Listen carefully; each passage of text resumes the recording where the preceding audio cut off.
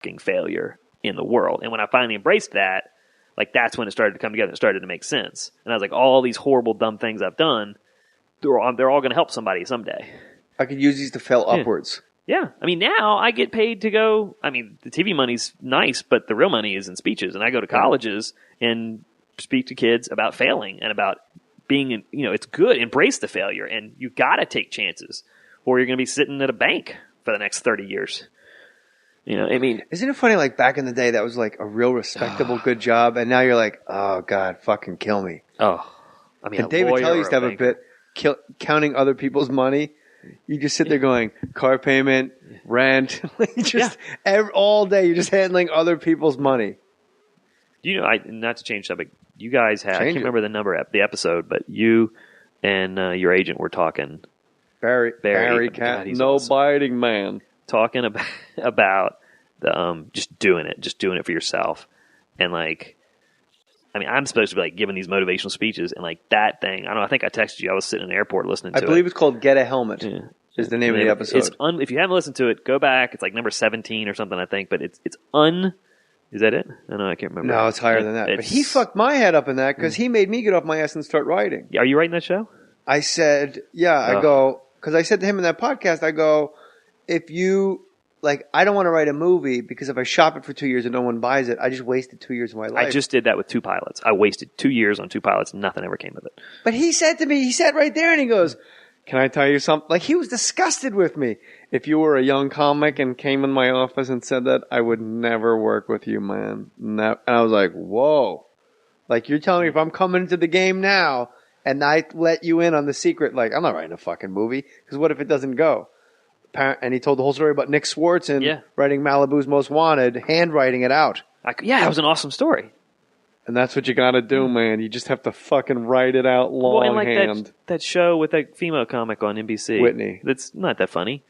But that wasn't the point. She wrote it. She produced it. She brought all her friends in.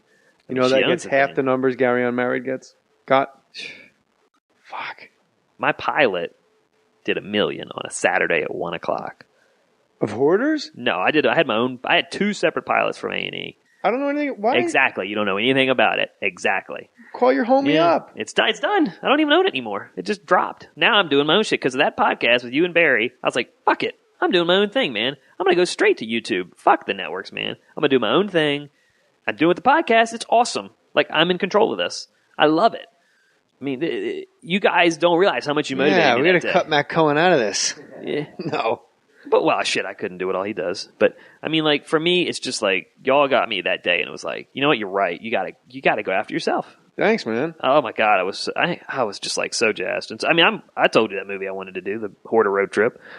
I want to take a bunch of hoarders on the road in a I love Winnebago, that. man. I'm in. Telling you, man, it'll be an amazing love story. You're going to have a bunch of hoarders that end up hooking up and boning and, like, having a life that they've never had before. And it'll be amazing. But hoarders boning, don't say that in the pitch. That's not in the pitch, but, like, they will see a world they've never seen. Think about taking a bunch of hoarders like the Grand Canyon in Vegas. But how are you going to get them on the RV without all their shit? I don't know. We'll figure it out.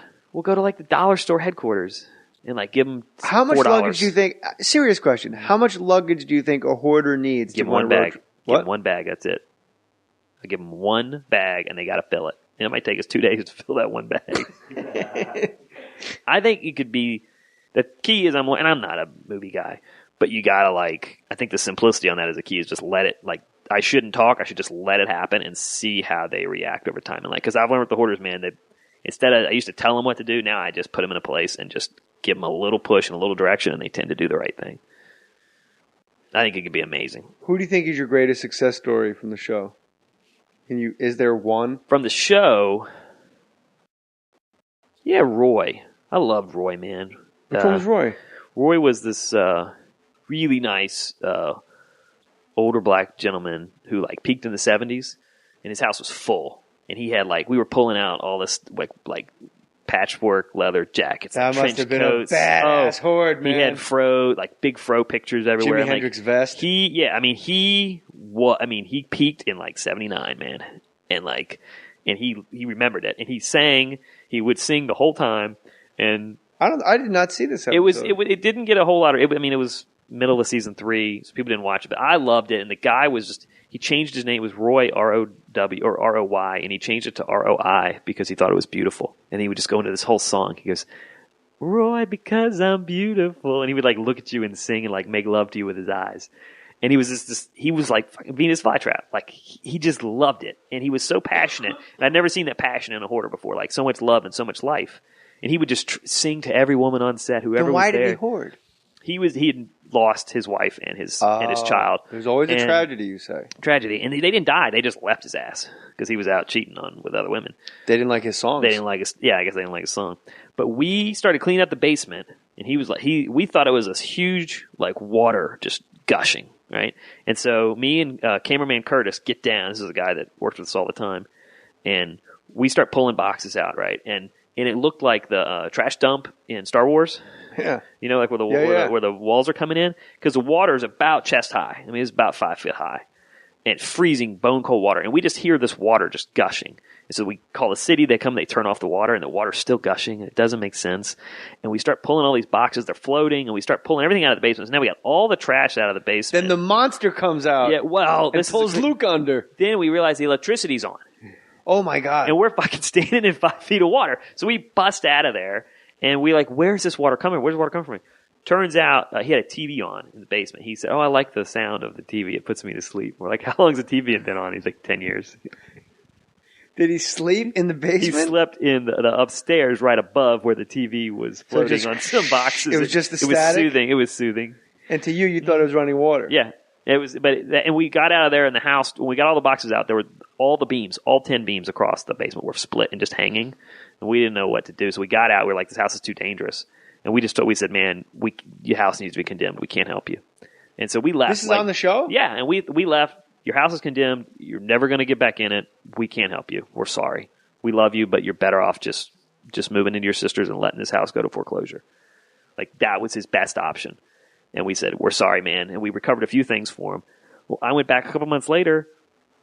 He had gotten all the brothers at his church to come in and help him. And they actually jacked the house back up. And they drained the basement. They got the house structurally sound. They got it passed. And he's working 8 hours a day, every single day. And he has been for over a year now. And that house is more than half clean now. Can you imagine? He's awesome, dude, man. Standing in 5 feet of water when you and cameraman Curtis look at each other and go, cameraman Curtis is barely 5 feet. Oh my God, Yeah. the electricity. We thought we were dead. Like a Scooby-Doo moment. We thought we were dead. We looked together and we're like, oh my God. And then you see the whole But floor. what made you think about electricity just standing around in water? Well, we saw a live wire hanging. And we were like, oh. Yeah, we might want to look at that. He's really short, yeah. Oh, that's fantastic. Anytime you see an upshot on Hoarders, like you see it looking from the ground up, you know it's cameraman Curtis. He's that's like fantastic. But he can get anywhere. Like he'll get on the top of a pile and take him. Our camera guys are amazing. So big shout out to Ronnie. Ronnie's out. Who's out, man.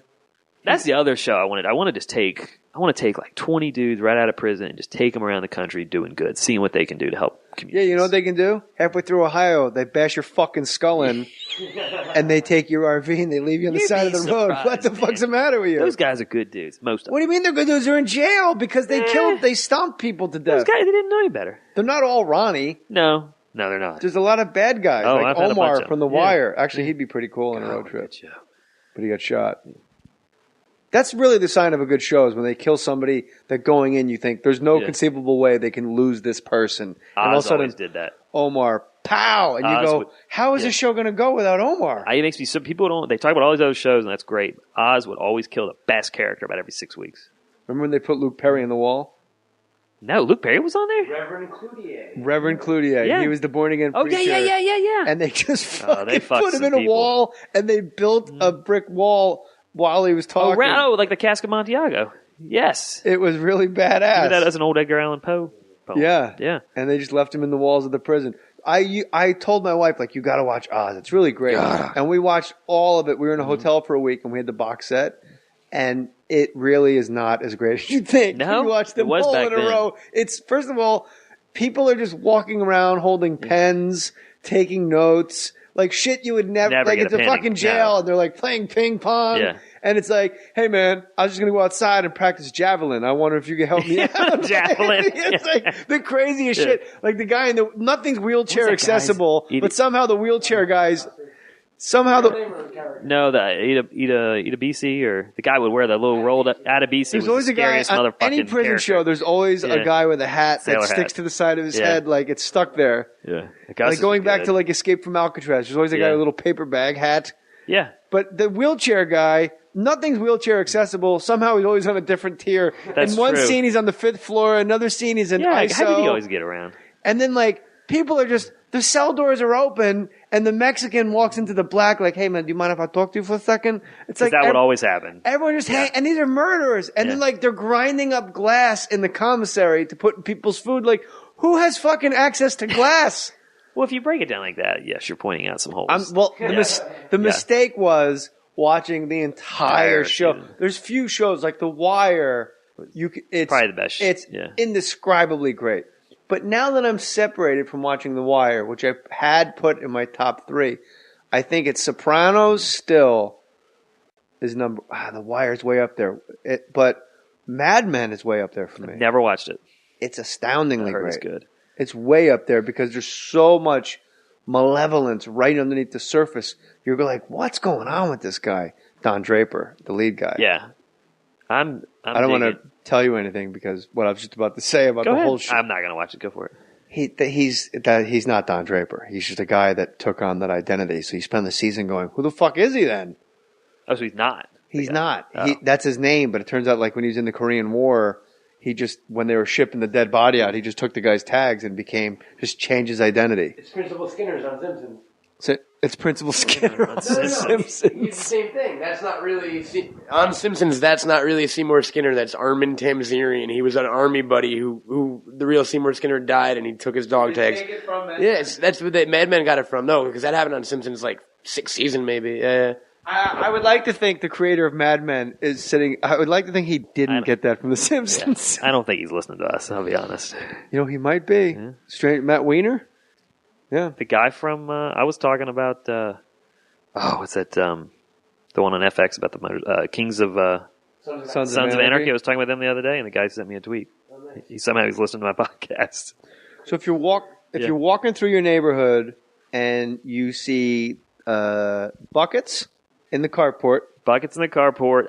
What about when the garage door? I see this a lot in the Palisades in Santa Monica. Yeah. Garage door goes up, and it is full with drawers and tools. This is deep hoarding cleanup knowledge. Right? If the guy opens the garage, he's not a hoarder. He just doesn't give a shit. A hoarder would never open their garage. They wouldn't want you to see it. I have. And I know that you're talking about the guy with the flip flops and white socks and low shorts and my wife beater. He doesn't give a shit. He's fine. He's just got a lot of stuff. He's not a hoarder.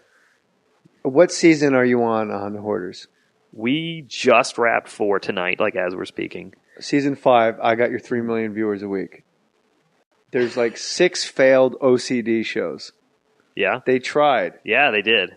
They try so hard to do and I love the OCD shows, but apparently America doesn't really care about them as much as... Let's film a house full of nothing, and they don't talk about anything. But they're just scrubbing and the scrubbing and the scrubbing and the scrubbing. Let's reboot the OCD show. You show up, not with got junk trucks, you show up with a half dozen OCD people, set them loose in the hoarder's house. Let the hoarder ride the ponies from the other lady's house so they have something to do and be happy about. You got yourself. You think so? Yeah. I've been saying let's let other hoarders clean other hoarders' houses and see what happens. Fuck the hoarders. Get the OCD people. They wouldn't go in the house. They wouldn't make it through the door. You throw them in. Put them on the chimney like Santa Claus. They wouldn't make it in the door. Get in the house, honey, and start fucking cleaning. I tried to pitch a show for your boy Segura. He doesn't know this yet, but I was trying to pitch it to his agent the other day. The kind of like this. It's called Keeping It Real with Tom Segura. He doesn't even know I want to do this yet. So this is the first he'll hear it. Someone's gonna steal it, What the fuck? I got a million shows. If they take it, they take it. But just make sure you have this registered before you say this. I don't.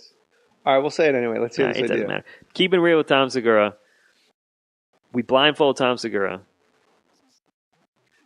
That's it. I'm already laughing. So, and you just drop him into any reality show on any network. He doesn't know what it is till we pull the blindfold off. And he's got to fucking last a week on that show. So one day he walks in, he's on Dating Flavor Flav. and then the next week you throw him Hey, man, into. that's exactly what he would and he's say. got to do it. He's got to stick with it. And Every time you yeah. take the blindfold off, he would say, and I quote, "Hey, man."